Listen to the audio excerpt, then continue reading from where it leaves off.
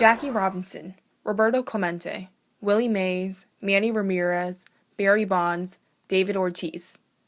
These influential and talented baseball players may have never had a chance in the major leagues if it weren't for the work, willpower, and vision of one man, Branch Rickey.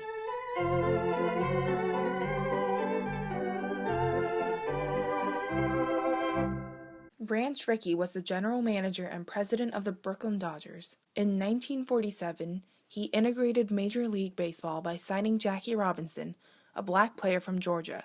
This was the first time that a black player was admitted into Major League Baseball. There had been some attempts at integration before in the 1880s by the Toledo Blue Stockings, but this was met by a huge uproar from fans, other teams, and other players. No one had ever tried again, not until Branch Rickey. Rickey was mainly motivated by a sense of justice and dissatisfaction with inequality that sat with him since his youth. He also saw great talent in black players that he felt was being wasted and unnoticed due to segregation. It wasn't just anyone who could have integrated baseball. America was still extremely racist and segregated. All over the country, blacks were prohibited from engaging as equals in even the most basic ways. They couldn't sit at the same counter. They couldn't stay at the same hotels. They couldn't use the same water fountain. The idea of admitting them into America's favorite sport was a radical idea, sure to encounter great resistance.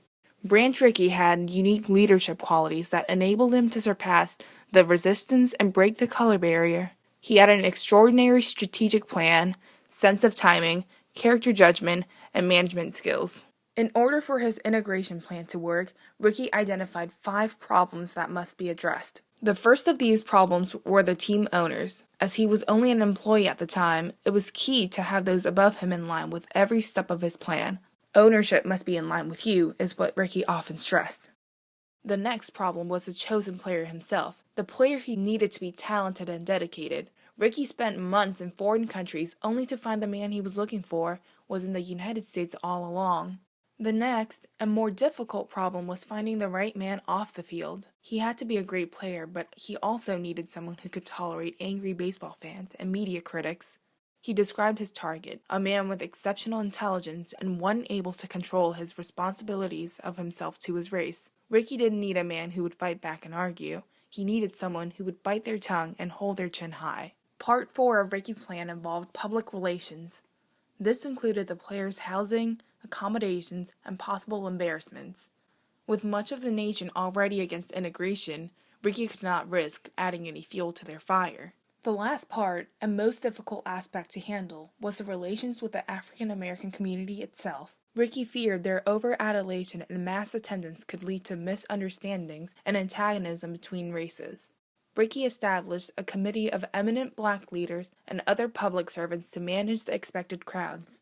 The one piece of the plan that Rickey had no control over was the acceptance by colleagues and fellow players. From the beginning, he knew this would be an obstacle that he could not work on ahead of time, so he worked to control the other 5 pieces. He planned for 2.5 years, knowing that each piece was crucial and dependent on the other. Branch Rickey could not have made this bold move at any old time. America remained extremely racist and segregated from the Jim Crow era through the 1930s, so any attempt then, even in the North, surely would have resulted in a violent backlash. Additionally, baseball was a very conservatively run sport, open to neither innovation nor change.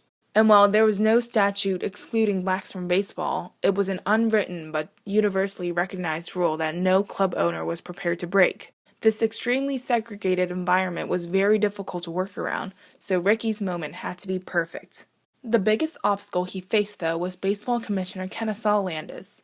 Landis held its ground against any attempts at integration in the MLB. In 1942, when Bill Veeck wanted to buy the Phillies, Landis discovered his plan to integrate and arranged the sale to another buyer. His powerful presence gave Rickey no opportunities. When Landis died in 1944, Rickey was free to execute his forming plan. Albert Happy Chandler, Landis' successor, supported Rickey fully. Had Rickey taken any steps sooner, he probably would have failed, possibly even ruining future chances.